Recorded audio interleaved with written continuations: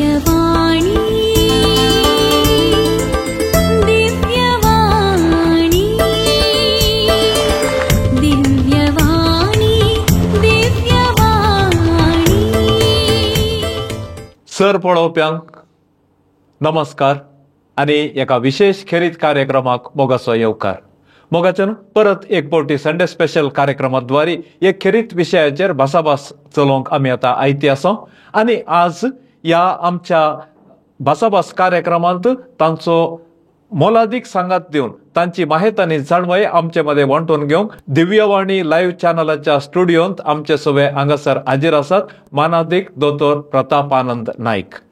येदोळ पर्यंत सबार कार्यक्रमाद्वारे तांचो मोलादीक सांगात तांणी आमचे संगी वांटून घेतला आणि आज एक वर्त्या विशयाचेर हांगासर आमी हो संवाद चलोवन व्हरतले.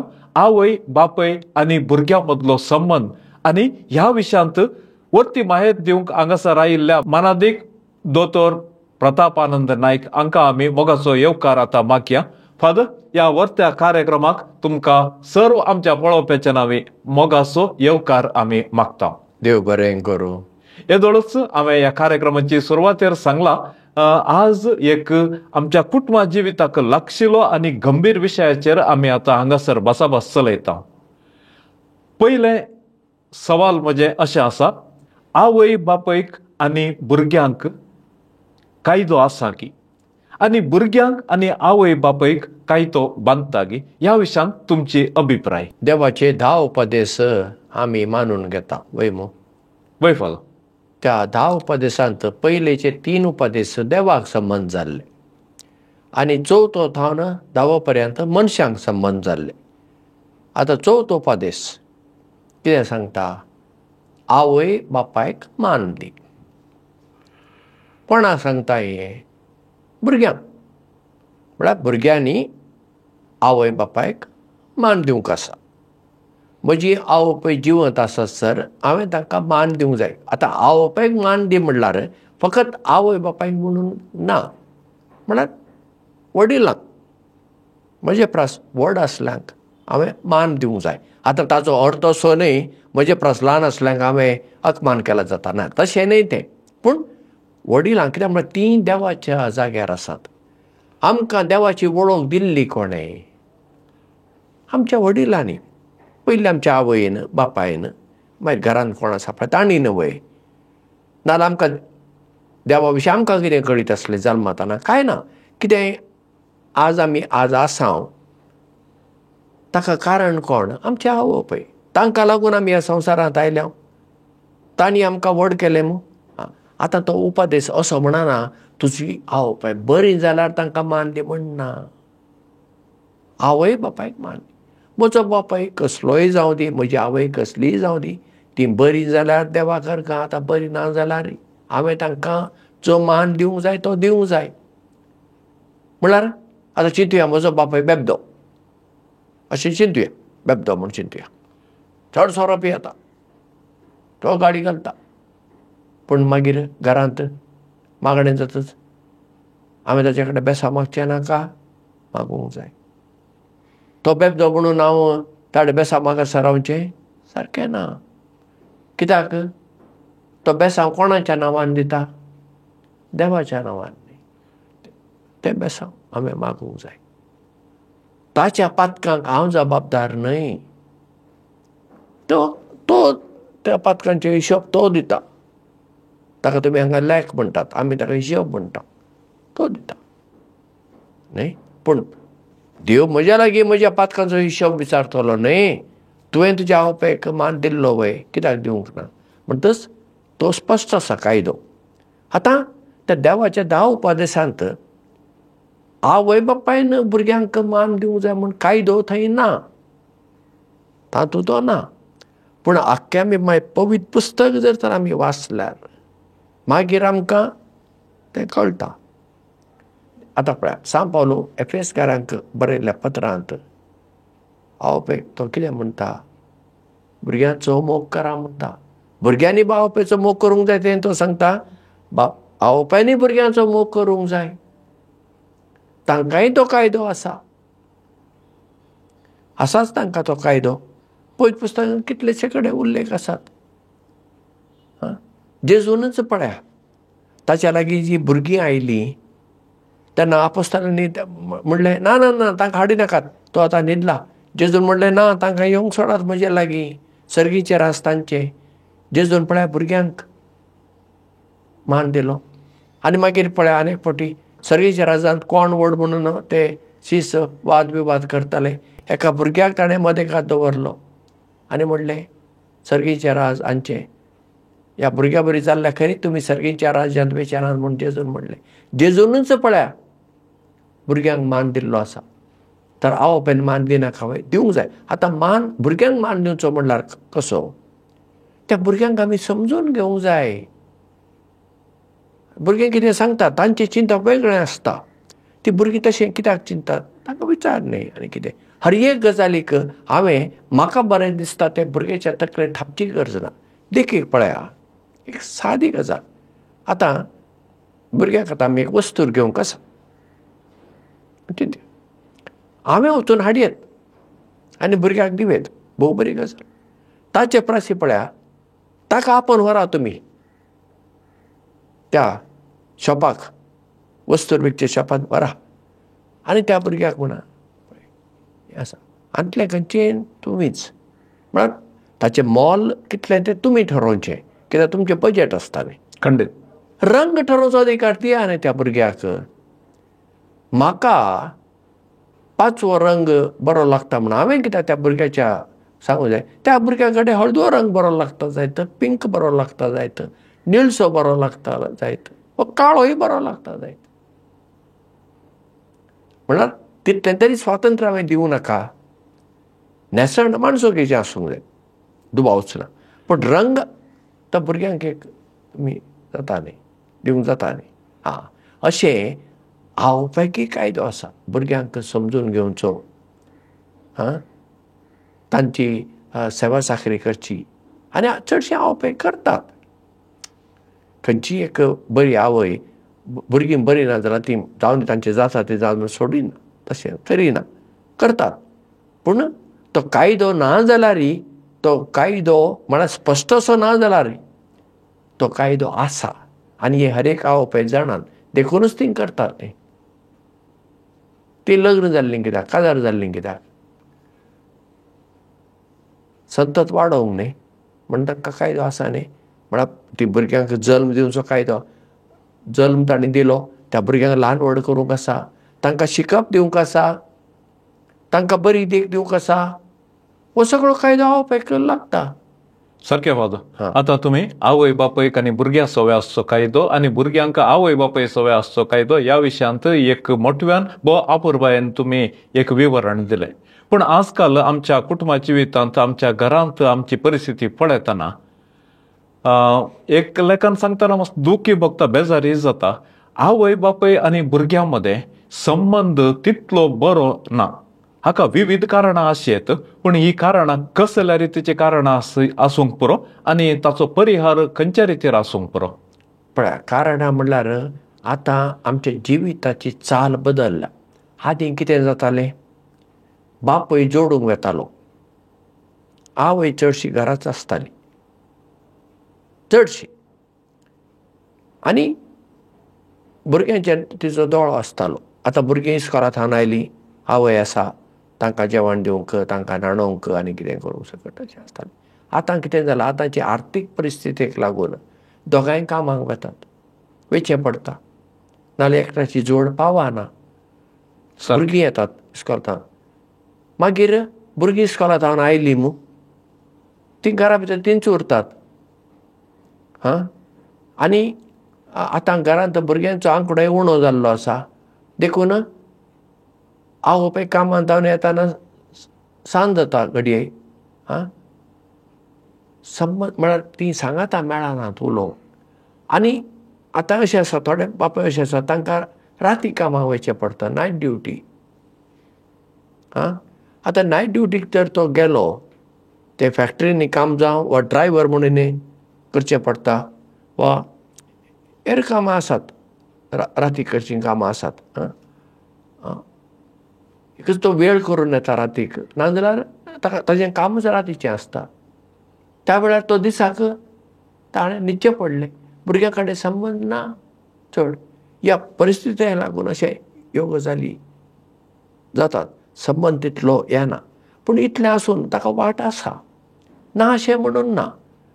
देखीक हांव हर एक आवय एक म्हणटा, जीं कोण म्हजे कडेन येतात पळया कावन्सिलिंगाक आनी हांचे अशे प्रॉब्लेम्स घेवन येतात अशें, तांकां म्हणटा हप्त्यांत एक दीस ठरया. खंयचोय दीस तुमकां जाय तो दीस तुमी ठरया. एक त्या दिसा तुमी एक कुटाव म्हूण सांगत आसात. एक अर्दो दीस तरी सांगत आसात. सगळो दीस ना, अर्दो दीस तरी. म्हळ्यार तुमी सांगाता जेवतात, सांगाता मागणें घेता. हर एक दीस सदां मागण्यांक ना जायत. आतां बापूय रातीक कामाक गेलो जाल्यार तो खंय मागण्यांक पावता? ना न्ही, पावना. आनी ताणें वेचें पडटा. पूण हप्त्यांत एक दीस सक्कट सांगाता मेळटात असो एक दीस तुमी ठरया. खंयचोय दीस सांगचें. सांगाता जेवचें, सांगाता मागणें करचें आनी उलोवचें. उलयात एकामेकाक. अशें करून तुमचें उलया बसून. खंयच्याय गजालीचेर सांगाता बसून जाय जाल्यार एक टीव्ही प्रोग्राम पळया. सांगाता बसून एकच टीव्ही प्रोग्राम पळयतात तुमी. खंयच्याय गजाल म्हणजे सांगाता. नाजाल्यार सांगाता तुमी एक दीस खंय तरी भोवंक गेल्यात. म्हळ्यार सांगाता मेळटात आनी हें करतले आसात. तुमकां एक देख दिता. गोंयांत नारायण अय्यर म्हणून एक शिकपी मनीस, तो हें फर्निचर तयार करून विकचें काम करतालो आनी बरे क्वॉलिटी फर्निचर. आमच्या कोंकणी केंद्राक जाय आसलें म्हणून आमकां ताची वळख जाली आनी तो आमकां फर्निचर आमकां जाय तशें तो तयार करून आमकां दितालो. एक दीस आयतारा हांवें ताका सकाळीं सुमार 10 वरांचेर फोन केलो. त्या वेळार मोबायल ना, लँडलायन. सुमार वेळार ताणें फोन घेतलो आनी हांवें ताका गूड मॉर्निंग मिस्टर अय्यर म्हणलें. आनी ताणें म्हणलें, फादर यू आर लकी. ताका कोंकणी येना, इंग्लीश म्हणलें. Father you are lucky. हांवें म्हणलें, why do you say that I am lucky? हांसून म्हणलें, no father you are really lucky. Because आतां ताणें सांगलें, हांव कोंकणींतल्यान सांगता. आयतारा म्हजो फोन बंद आसता. हांवें म्हणलें, अशें कितें? फादर तूं जाणाय, हांव सदां सकाळीं घरांतलो पांय भायर दवरतच हांवें घरा पाटी येताना 11-12 जातात. कित्याक तो सगळो 5 स्टार हॉटेलांक फर्निचर सप्लाय करतलो. ताका थंय वेचें पडटा, ऑर्डर घेवचें पडटा, मेजरमेंट तोच घेतालो वचून, पेमेंटाचें वचून मागीर चॅक हाडूंक जाय आसा तोच करतालो. कळ्ळें न्हय? आनी म्हज्या कुटुंबाक ताका ताची घरकान्न आनी 2 जाण पूत वेळच मेळना. देखून आयतारा आमी ठरयलें त्या दिसा बिजनेस ना, कांय ना. आनी फोन हांव सकयल दवरतां रिसिवर. आज हांव दवरूंक विसरलो. हांवें ताका म्हणलें सॉरी म्हणलें. म्हाका कळ्ळें. ना ना फादर इट्स ओके म्हण न्ही. पूण हांव अशें आतां सकयल दवरतां आनी त्या दिसा हांव म्हज्या घरकान्नी सांगता रांदूंक तिका आदार करता. हरशीं ती रांदता. ती कामाक वता, ओके. घरा येता. ओके, ती वेळार घरा येता. ऑफीस टायम म्हणल्यार बरें ती घरा येता.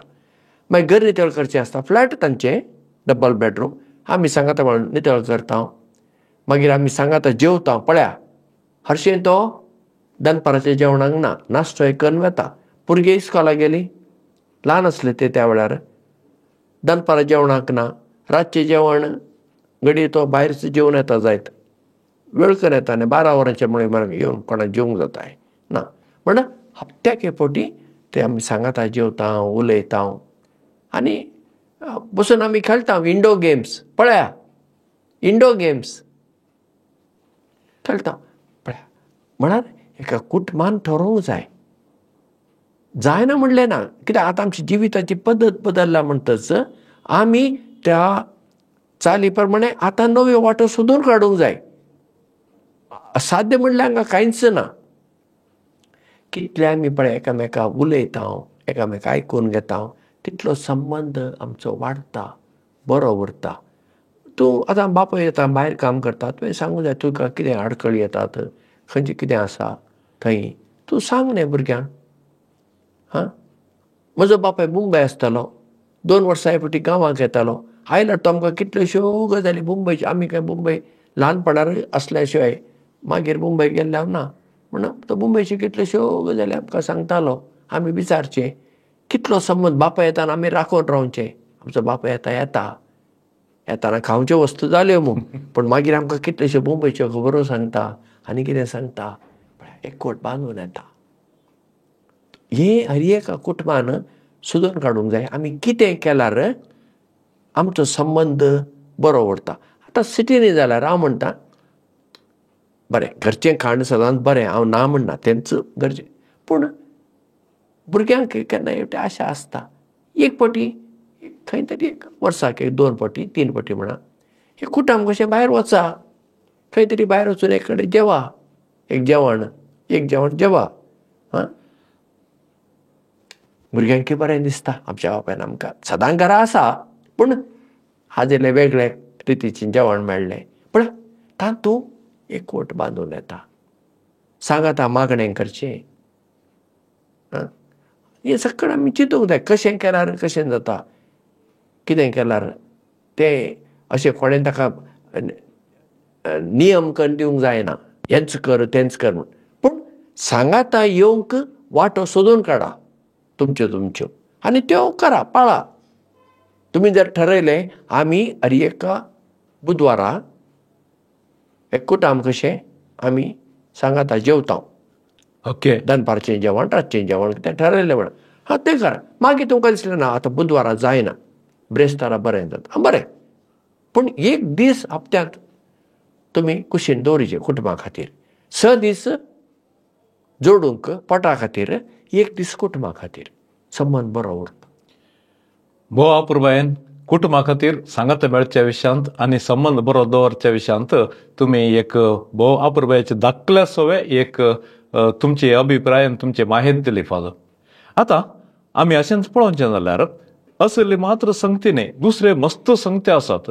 तातूंत करी जाय आसली संगती आनी करूंक नजो आसली संगती. म्हळ्यार एका आवय बापायन भुरग्यां खातीर कितें करियेंत आनी आवय बापायन भुरग्यां खातीर कितें करूंक नजो, ह्या विशयांत तुमची अभिप्राय कितें? आतां म्हजी गोंयांत आमी तो अभिप्राय म्हणटा. म्हणजे म्हजो अभिप्राय दिवच्या परस हांव दोतोर मनोहर सरदेसाय, फामाद कोंकणी कवी, आतां ह्या संवसारांत नात. ताका 70 वर्सां भरल्या वेळार ताचो एक सत्कार पणजी शारांत कला अकॅडमीच्या ब्लॅक बॉक्स म्हूण आसलो त्या वेळार, आतां ब्लॅक बॉक्स ना, थंय घडोवन हाडलो. ते कार्यावळीक हांव गेल्लो. ताजो सत्कार जालो आनी मागीर ताका उलोवंक लायलें. तेन्ना मनोहर सरदेसायन सांगलें, आवय बापायन भुरग्यां खातीर एक गजाल करूंकूच जाय, ती भुरग्यांक बरें तुमचे तांकी प्रमाणे बरें शिकप दिया. हें ताणें म्हणलें. आनी म्हणलें एक गजाल आवय बापायन भुरग्यां खातीर केदींच करूंक नजो. ताणें म्हणलें भुरग्यां खातीर तुमी कितेंच करून दवरी नाकात. पयशे म्हणा, आस्त भाटवेस, कित्याक म्हूण सांगल्यार तुमी केन्ना मरतात काय म्हण ती राखून रावतलीं आनी तुमी मरतच तांचे मदें झगडें, मागीर तांची तोंडां वांकडी. देखून हांवें म्हज्या भुरग्यां खातीर कांय करून दवरूंक ना, तुमी करिनाकात ताणें म्हणलें. हें म्हाका एकदम चिंतप बरें लागलें. ताका हांव आनी थोड्यो गजाली मुखार आनी तातूंत थोड्यो घालता. आवय बापायन भुरग्यांक आपले तांकी प्रमाणे बरें शिकप दिवंक जाय, जालेंच. आवय बापायन भुरग्यां खातीर वेळ दिवंक जाय. चड करून ती ल्हान आसतना भुरग्यांक आवय बापायचो वेळ जाय. आनी हांगा आनी एक हांव देख दितां, कित्याक देखी दिल्यार चड बरें पडटा. म्हजो भाव पुण्यांत आसता आनी ताची घरकान्न तेन्ना फॉरेन पोस्ट ऑफिस म्हणून आसा सेंट्रल गव्हर्मेंटची, तातूंत ती काम करताली आनी बरें जोडताली. काजार जातच तिचें ट्रान्सफर मुंबय आसलें तें पुण्यान जालें. मागीर तिका 2 भुरगीं जालीं. तेन्ना तिणें म्हाका फोन करून म्हणलें, ती म्हाका बाबा म्हणटा, कित्याक म्हजो भाव म्हाका बाबा म्हणटा, हांव व्हडलो देखून. बाबा पळय आतां ही म्हजीं 2 भुरगीं आसात, जेफ्री आनी जानीस, तांकां म्हजी गरज आसा. हांव काम करतां, येताना वेळ जाता आनी ओवर टायम करचोच पडटा. आतां ते हांव घरा येताना 7:30 जातात ओवर टायम करून. ओवर टायम कंपल्सरी करूंकूच जाय. फारीक करतात ते म्हाका, देखून हांव तें काम सोडूंक सोदतां. तूं कितें म्हणटाय? तेन्ना हांवें तिका म्हणलें, हांव कोण तुका सांगूं? म्हज्यान कशें म्हणूंक जाता? तूं काम सोडिनाका पूण म्हज्यान सांगूंक जाता? कित्याक म्हळ्यार तुका बरी जोड आसा, तूं जोडताय आनी ताची गरज आसा तुमकां. सोड म्हणी म्हज्यान कशें सांगूंक जाता भुरग्यां खातीर? तूं म्हणटाय ती खूस आसा भुरग्यां खातीर. हांवें म्हणलें, तूं ठरय म्हणलें.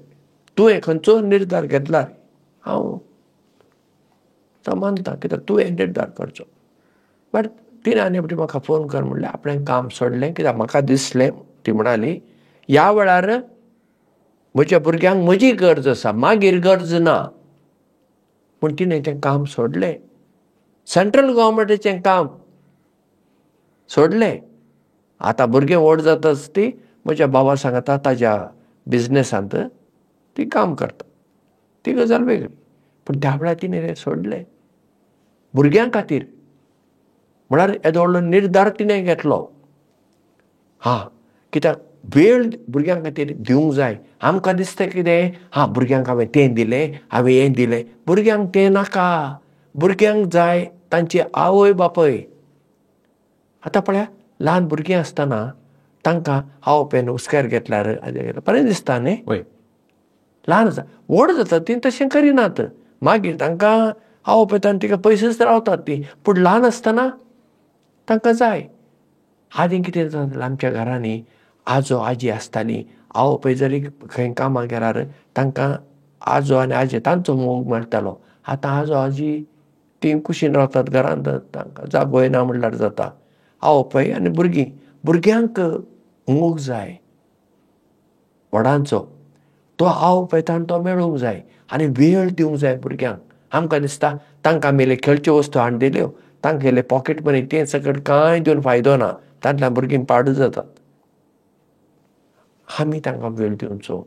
आमी तांचे कडेन उलोवचें, तांकां खेळूंक व्हरचें, तांकां भायर व्हरचें.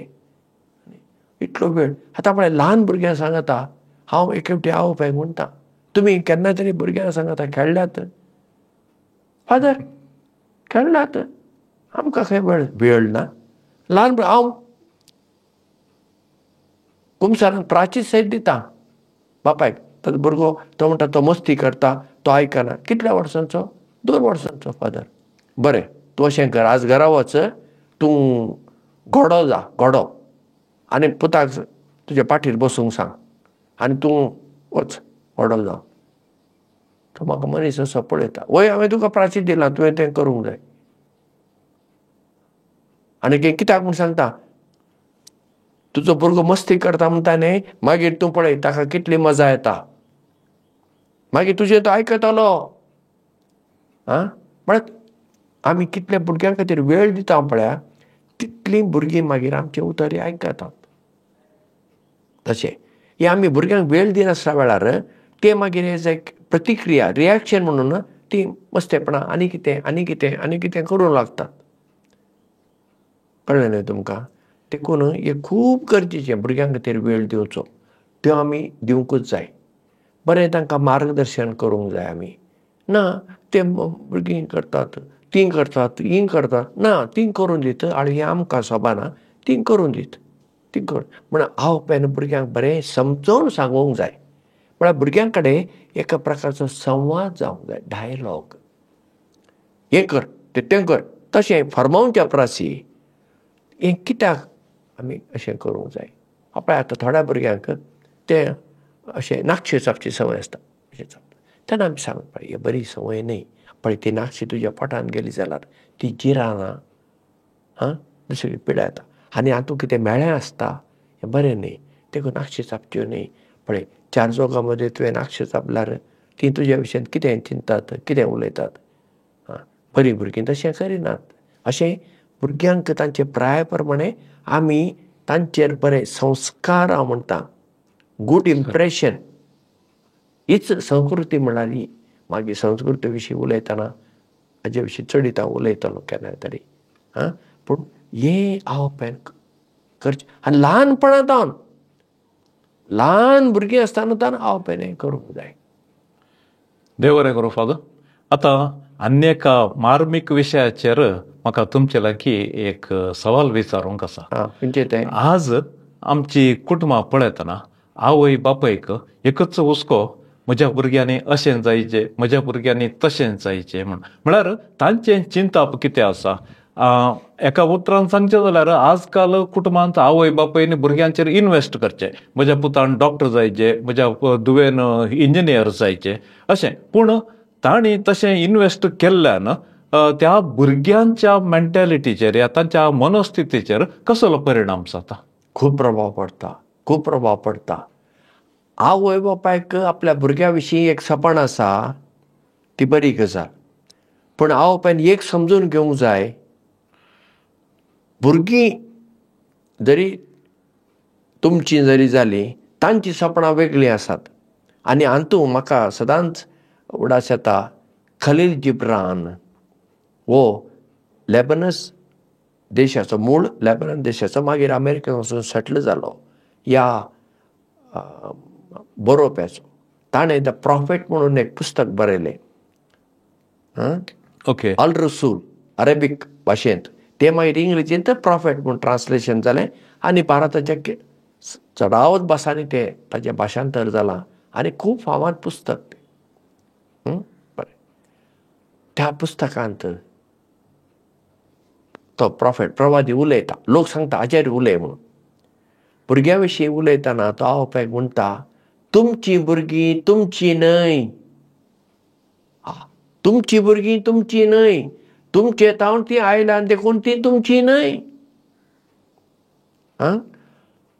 तुमचीं सपनां आनी तांचीं सपनां वेगळीं, देखून तांकां तुमच्या भाशेन करिनाकात. तुमी एका धोणवा परी, धोणू म्हणजे कन्नडा तुमी ताका बिल्लू म्हणटात, कोंकणीन ताका धोणू म्हणटात, इंग्लिशीन ताका बो म्हणटात. आनी भुरगीं तुमचीं बाण, एरो सारकें. तुमी धोणू, भुरगीं बाण. जितलो धोणू बाग वता ताची दोरी आसता, तुमी पळयला न्ही, अशी हांव दोरी ओडटा, तितलो तो धोणू बाग वता वयमू. जितलो तो बाग वता तितलो पयस तो बाण वेता. म्हळ्यार तुमचीं भुरगीं तुमचे तावन पयस गेलीं म्हणून दुखी जायनाकात, कित्याक तीं पयस वचूंकूच जल्माक आयिल्लीं. तांकां तांचीं सपनां आसात पळया, ती मुखार व्हरून तुमी तांकां सोडात, कित्याक तांच्या सपनाच्या संवसारांत तुमी पावचींच ना.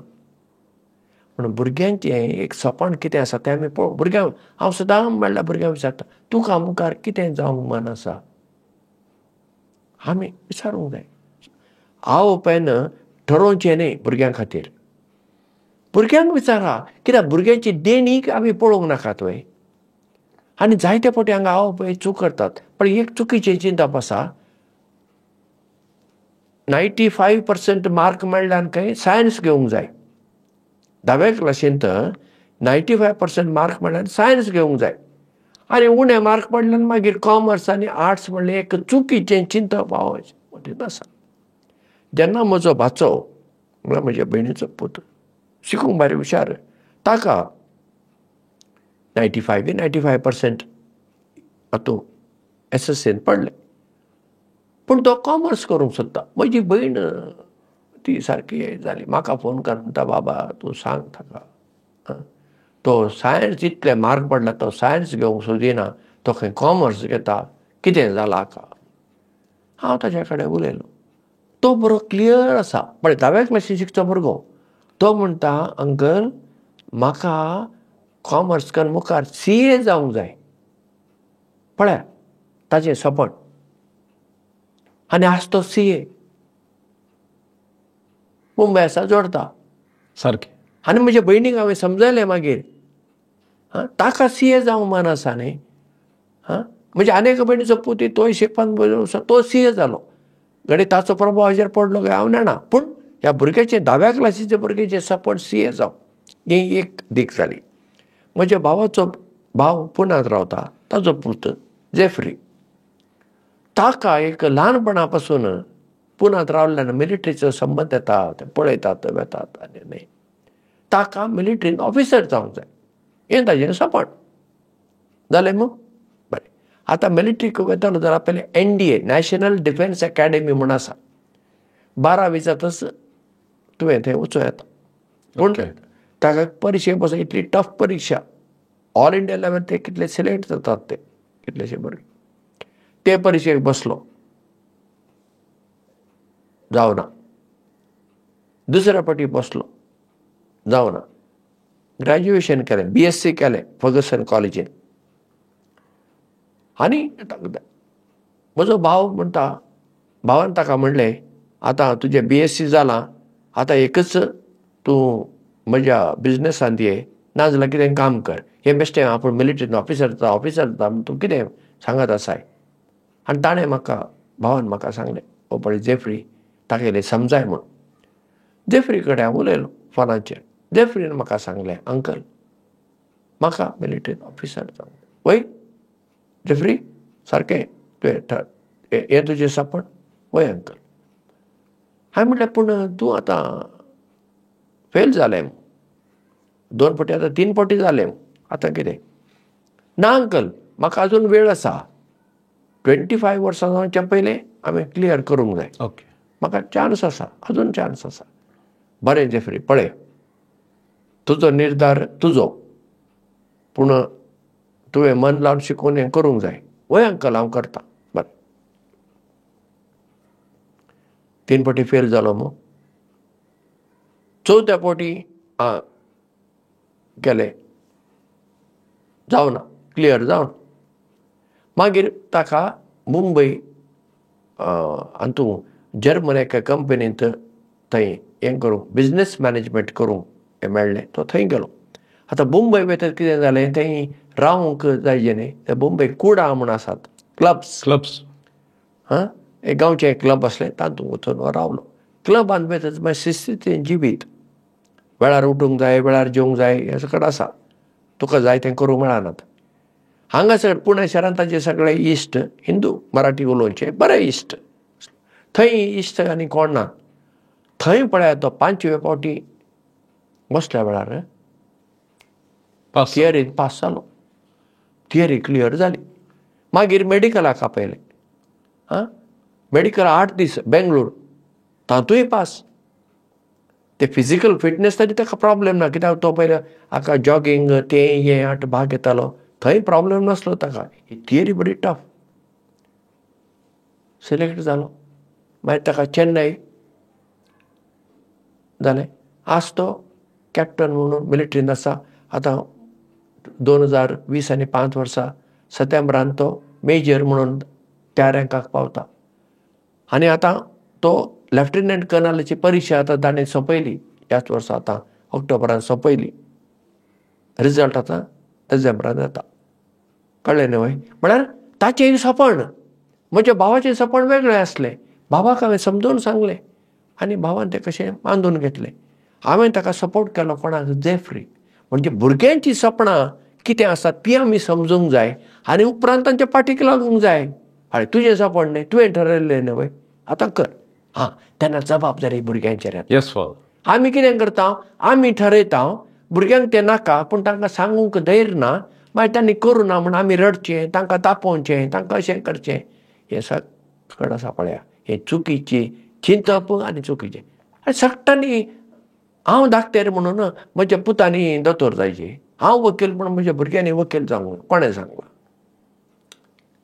हें सारकें ना भुरग्यांचें सपन आसा पळया तांच्या सपनांत वचूंक आमी तांकां सोडुया तांकां सहकार दिवया तांचेर एक दोळो दवरुया सगळें सारकें जाता फादर अन्य एक विषय आमच्या कुटुंबांनी आमच्या आवय बापूय आनी भुरग्यां इल्लेशे संबंध बिगडोवंक कारण हांवें एक ऑब्जर्व केल्ल्या प्रकार आवय बापूयनी आमी येदोळच सांगलें भुरग्यांचेर इन्वेस्ट करतात ते म्हज्या भुरग्यान तशें जायचें म्हज्या भुरग्यान अशें जायचें म्हणल्यार तांचें स्वप्न हांचेर तांणी थापचें ताच्या उपरांत कंपेर करचें म्हण आसता हेरां सांगता ते कंपॅरिजन करचें पळय ताणें तितले मार्क काडले तो हातूंत इतलो हुशार आसा आमी तुजेर इतले खर्च केला तुका विचारलें सकट दिला अशें आवय बापायनी तांच्या भुरग्यांक हेरां भुरग्यां सांगता कंपेर केल्ल्या वेळा तांच्या मतीचेर पडचो तो परिणाम खंडीत जावन पाड जाता ह्या विशयान तुमी कितें म्हणटात फादर पाड न्ही तांचें व्यक्तित्वच पाड जावंक शकता पळया आमी सर करूं नये कंपेर म्हणलें करूं नये एकाच आवय भुरगीं आसा पळय तांची देणी वेगवेगळी आसतात दोग जाण भाव वय एकाच देण्याची आसना ना वेगवेगळी देणी देखून हांव पेन दुसऱ्या कडेन सोडा आपल्याच भुरग्यां मदें म्हणूंक जाणा पळय तो पळय तुजो भाव पळय कितलो बरो शिकता तुजी भयण पळय शिकता तूं कांय शिकना ना देणी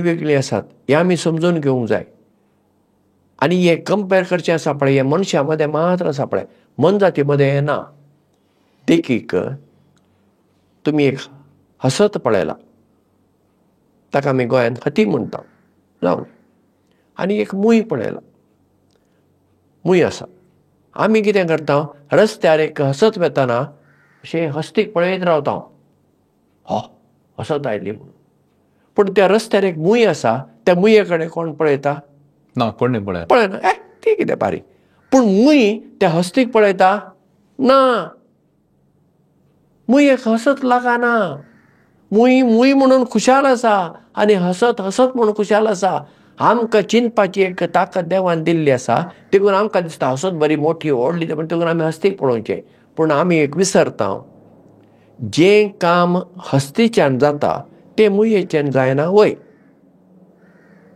जायना पूण जें काम मुयेच्यान जाता तें हस्तीच्यान जाता जायना आतां देखीक एका बिळांत एक साकरीचो कण व्हरूंक जाय हस्तीक जायना व्हडलो एक रूख जाल्यार भोंवन व्हरता हसत सारकें जायना एक रूख आड घालची ताकद एका हस्तीक आसा पूण त्या रुखार चडून त्या पानांचे तेंगशेर वचूंक मुयेक जाता सारकें हस्तीक जायना मागीर कोण बळादीक कोण बळादीक कशें म्हणजे देवान ठरयल्ल्या प्रमाणे दर एकटो प्राणी आसा पळया मुखार वता आनीक दिता कावळ्याचो रंग काळो आनी किराचो रंग दिलो सोबीत म्हण आमी चिंतचे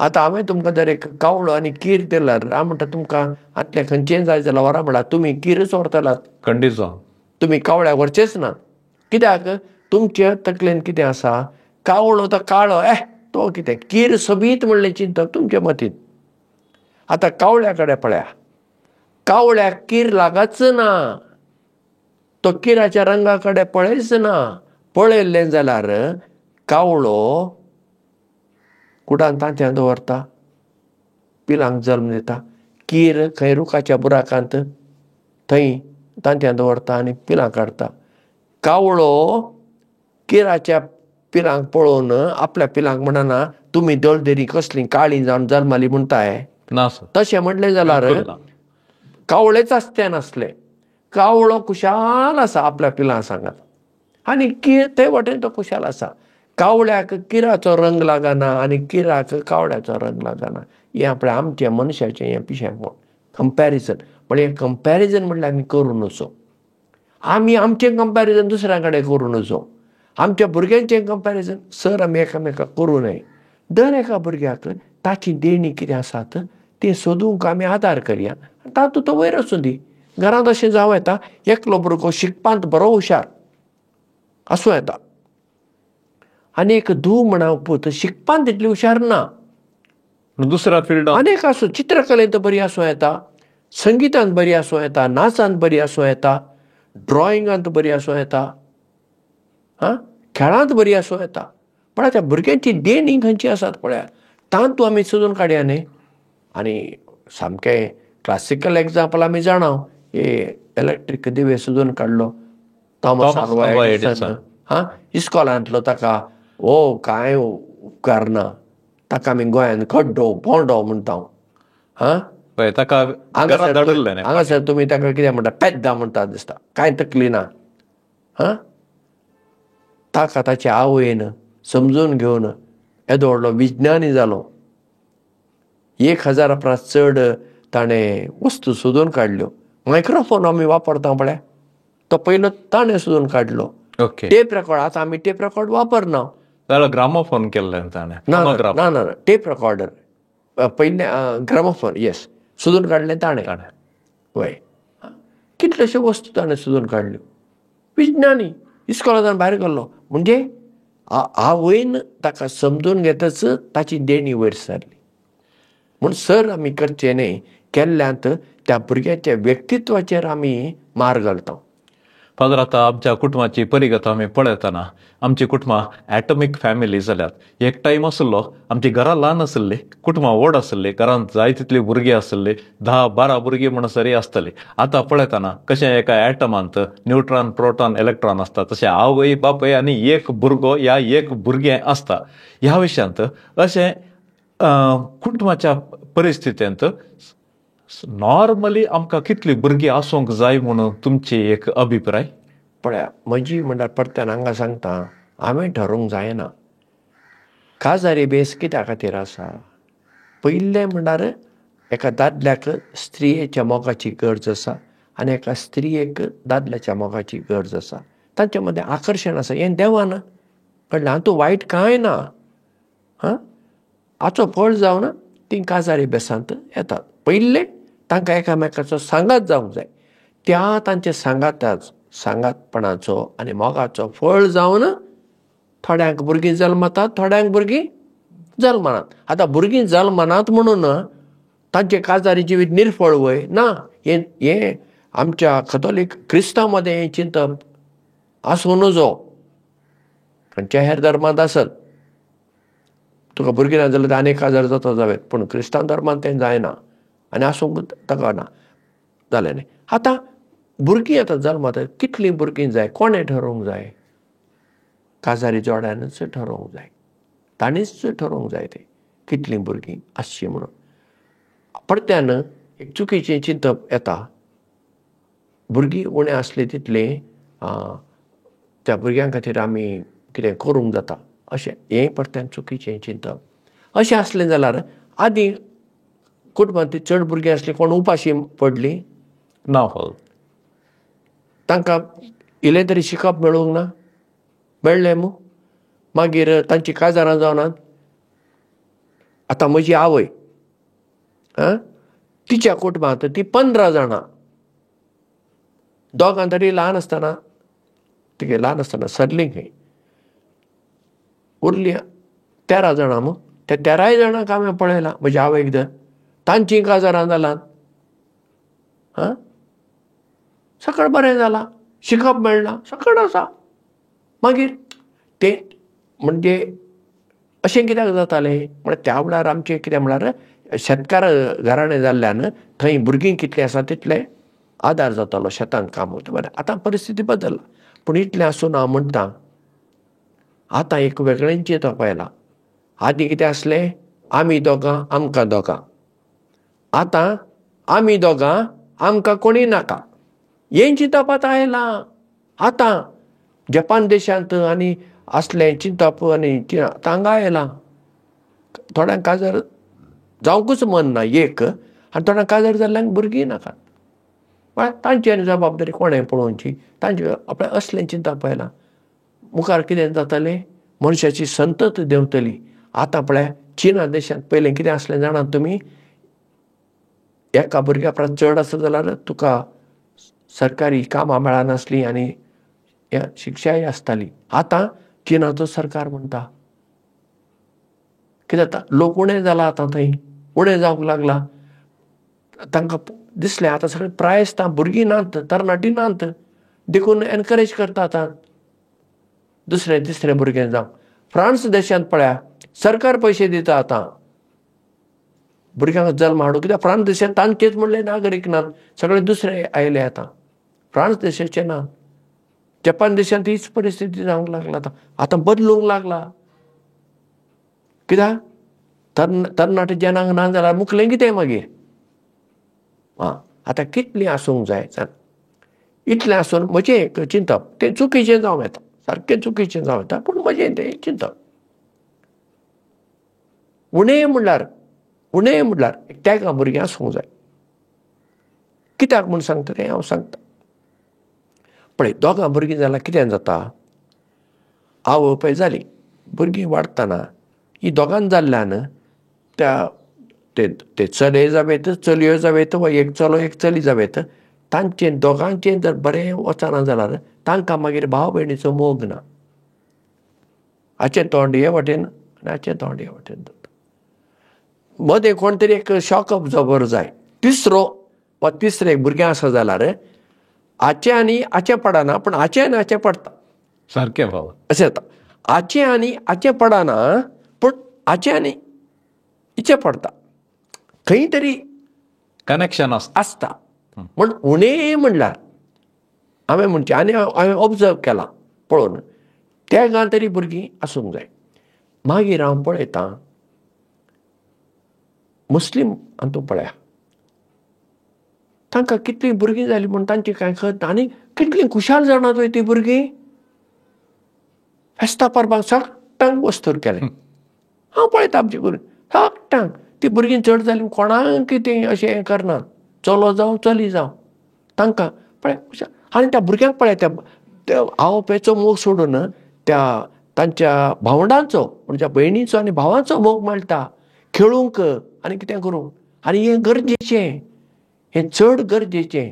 हें आमच्या क्रिस्तांव लोकांनी समजून घेवंक जाय. बेश्टें हांवें दुडू जोडूंक आनी तें जोडूंक न्हय. म्हळ्यार तूं काजार जाता तुज्या खातीर न्हय, स्वार्था खातीर न्हय. तूं एक देवाची मांडावळ आसा संतत वाडोवची. काजारी बेस ताचे खातीर आसा. म्हणटच ते देवाचें एक येवजण आसा मनशा विशीं, तातूंत तूं एक पात्रधारी वांटो घेताय. देखून तूं पळय, हांव अशें म्हूण सांगना कितल्याय भुरग्यांक जल्म दी, माजरान पिलां काडल्या बरी, मागीर ना. तूं पळय तुजी परिस्थिती कशी, कितें करूंक जाता, कशें करूंक जाता, तूं तें पळोवन एक जबाबदारीचें कुटुंब जाय. आतां आमच्याच मिराबार वाठारांत एक कुटुंब आसा, तांची भुरगीं म्हाका दिसता सगळे येदी भुरगीं सगळीं. आनी तो बापूय सयत येदेशा भुरग्याक, आवय एका भुरग्याक घेवन बसला, बापूय धाकट्या भुरग्याक बसून इगर्जेक येतात हर एक आयतारा. क्रिस्तांव कुटुंब. म्हाका अजाप दिसता, काय बरें न्ही. आनी सदां सकाळीं तो बापूय दर्या कडेन वेताय, थंय थोडे एक्सरसायज करूं, योगा एक्सरसायज करूं. थोड्या भुरगीं येतात थंय सांगता, ती वेतात एक ते मॅट मांद्री तेचे कोवळो करना वेतात आनी येतात.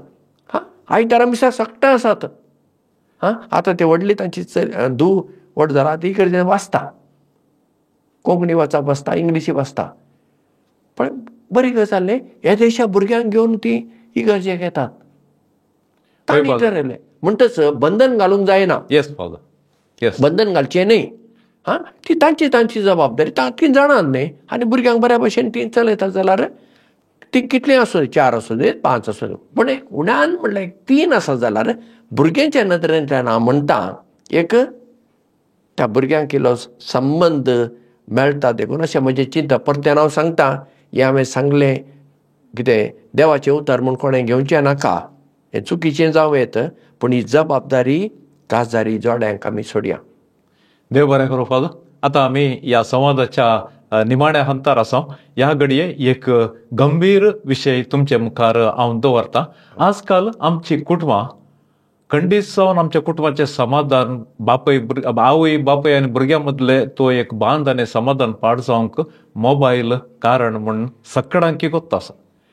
ह्या परिगतेंत कुटुंबांत मोबायलाचो देंवचार खंयच्या रितीर काम करता आनी कशें ताचे तोर आमी सुटका जोडयेत, तुमचे अभिप्राय? दुबावच ना. मोबायलाक लागून आज कुटुंबाचीच न्ही, मनशाचीच देसवाट जावंक लागल्यार जाता. भलायकेचेर देखीक पळया, ते सगळो वेळ कानाक लावन तरणाटी भोंवतात पळया. आतां कितलेशे तरणाट्यांक कान आयकना जाणात वे तुमी? कितलेशे तरणाट्यांक कान आयकना. 30-40 वर्सां प्रायेचेर. आतां माद्री आसात, पाद्री आसात. कित्याक? दीसभर ते कानाक लावचे, आयकुनचे, ते पडता. आतां कुटुंबाचेर म्हणलें तर मोबायल वायट वय? न्ही, बिलकूल न्ही. सुरी वायट वय? न्ही. सूर्य नावे कोणाचो जीव काडीत, सूर्य नावे भाजी कापयत, मांस कापयत, मसली कापयत. कसो वापर करता तशें म्हणटच मोबायल वायट म्हणूंक जायना, बरो म्हणून. तो कसो वापरता ताजेर आसा. पूण एक आमी करूं येता, एक वेळ आमी ठरोवंक जाय कुटुंबांत सदां. ह्या वेळांतल्यान ह्या वेळार मोबायल वापर ना आमचो, आमी वापरचे. देखीक जेवणा वेळार आमी मोबायल वापरचो न्हय म्हूण एक नेम करूंक जाता. जेवणा वेळार आमी जेवया, उलोवया. सायलेंट मोडाचेर घाला, ना जाल्यार हें करना. संवसार माथ्यार पडना. खंडे मागण्यांच्या वेळार सायलेंट. म्हजो फोन आतां पळया, आतां हांव रेकॉर्डिंग बसला म्हणून न्ही. मागण्याच्या वेळार, जेवणाच्या वेळार हांव फोन म्हज्या रुमान दवरून हांव येतां, हांव घेवन वतां. कित्याक म्हळ्यार तो मागण्याचो वेळ देवा खातीर हांवें दिवं. जेवणा वेळार म्हजे सांगात तांचे सांगा म्हाका उलोवंक जाय, तांचें आयकूंक जाय. ते कितें करतात तें म्हाका लागना, हांव वरिना. अशें एक कुटुंबांत करूंक जाता. एक थोडो वेळ आमी वापरिना. हांवें खंय तरी वाचलें, तें गोंयांत केलां वा हांगा केलां म्हणना, एका फिरगजेंत विकारान ताणें केलें, आमी इतल्या रातीक 8 ते 9 पर्यंत मोबायल वापरचे ना म्हणून. आतां खंय ते हांगाचे फिरगजेंत की गोंयच्यान म्हाका उडासना, पूण एका कथोलीक फिरगेंत ताणें हो निर्णय घेतलो लोकांनी. आनी मागीर सगळ्यांक ते आतां तो कितलो पाळटा हांव जाणा, पूण जरी घेतलो आनी पाळटा जाल्यार बरी गजाल म्हणटा. म्हळ्यार 1 वर आमी मोबायल वापरचे ना, आमी एकामेका लागीं उलयता. आतां मागण्या वेळार मोबायल ऑफ दवरूंक जायना, मिसा वेळार आमच्यान मोबायल बंद दवरूंक जायना. कित्याक जाय? पळय जाल्यार थोडे इकडचे भायर वयचे. कितें तुवें मोबायल घेना जाल्यार संवसार काबार जाता. एक वेळ आमचो असो आसलो, मोबायलच नासले मग त्या वेळार आमी मिसाक वचूं ना. कितें जाल्लें? कितें वायट जालें आमचें? कितें सांगू? आतां कितें जालां म्हण आमी गुलाम जाल्या. पळय एक उडास तर आमी मोबायल आमचो गुलाम जावंक जाय आसलो. आमी मोबायलाचे गुलाम जावं. आतां मोबायला विणें आमकां जायच ना म्हणटना हें आसा पळया, हें गुलामपण आसा पळया, हें खूब दळदीर गुलामपण म्हण हांव म्हणटा. आमी गुलाम जावचे न्ही मोबायलाचे. मोबायलाचो बरो वापर करया. कितलो करूंक जाय, खंयच्या वेळार करूंक जाय तो करया. आतां म्हजे कडेन पडट्यान कावन्सिलिंगाक कोण येतना म्हजो मोबायल ऑफ, तांकांय म्हणटा ऑफ दवर, ना लावन तांकां घेवंक तयार ना. कित्याक? तुमी कितें उलयता तें हांवें सारकें चीत दिवन आयकूंक आसा, आनी हांव कितें सांगता तें तुमी आयकूंक आसा. मदेगात फोन येते रावल्यार excuse me father, no excuse, पयलेंच कंडिशन म्हजें. आनी ते आयकतात, तांकां पयलें सांगता कित्याक म्हणून. म्हजोय मोबायल बंद, तांचोय मोबायल बंद, सगळें जातच मागीर तूं ऑन कर, जालें. जाय म्हणून मोबायलांतल्यान आमकां सुटका आसा. कोण सोडूनदार येवचो ना आमची सोडूण करूंक ह्या मोबायलांतल्यान. आमीच आमची सोडवणदार जावंक जाय. पूण मोबायलाक एक हातेर म्हणून आमी वापरया. आतां आमी कितें केलां, आमी मोबायलाचे गुलाम जाल्ल्यान आमकां इज एन एडिक्शन. हे वर्स देन सोरो आनी ड्रग्स आसा पळय, हे एडिक्शन न्हू. वय मोबायलाचे एडिक्शन आसा पळय, हे सगळ्यांक लागून आतां अशें जाता. म्हाका दिसता हातूंतल्यान जर आमी भायर येना जाल्यार मनीस म्हणल्यार आमचें व्यक्तित्वच काबार जावन वता. देव बरें करूं फादर. भोव अपुर्बायेचो संदेश तुमी दिलो. पर्टिक्युलरली आमची कुटुंबां, आवय बापूय आनी भुरगीं खंयच्या रितीर एकामेकां सोडदोड करूंक जाय आनी भुरग्यांच्या बऱ्या फुडारा खातीर आवय बापूयन कितें मेळटा काडून घेवंक जाय. भुरग्यांनी आवय बापूय संगी सांगाता मेळोवन बऱ्या फुडाराक कशें पावोवंक जाय. भोव अपुर्बायेच्या ह्या भासाभास कार्यक्रमांत तुमी तुमची जाणवाय आनी माहेत आमकां दिली. देखून सर्व आमच्या पळोवप्याच्या नांवे हांव तुमकां देव बरें करूं म्हणटा. आनी तशेंच मुखल्या दिसांनी विविध विशयाचेर आमी चलोवचे हे संवाद कार्यक्रम सर्वांक एक वर्त्या उपयोगाचे आनी वर्त्या फळाबरीत जावन दी म्हूण सांगल्या आशया खाल परत एक फावटी सर्वांच्या नांवे तुमकां देव बरें करूं म्हणटा. तुमकांय देव बरें करूं आनी तुमच्या पळोवप्यांक देव बरें करूं म्हणटा. मोगाच्या पळोवप्यान कुटुंबा विशयांत, आवय बापूयचे जबाबदारी विशयांत, भुरग्यां विशयांत आनी भुरग्यांनी आवय बापूय संगी आसच्या त्या एका बांदा विशयांत आनी जबाबदारी विशयांत भोव अपुर्बायेचे कार्यक्रम तुमचे मुखार आमी आतां सादर केले. हे कार्यक्रम तुमी हेरां संगी शेअर करा. ह्या कार्यक्रमाक एक लायक दिया आनी तशेंच आमचो मुखलो अंको सुरवात जाता पर्यंत आमचो आनी तुमचो मोग असोच आसूं दी. हांव विनोद गंगोळ्ळी बरयल्ल्या ताळ्यान हांव तुमकां सांगता देव बरें करूं. Thank you very much. दिव्यवाणी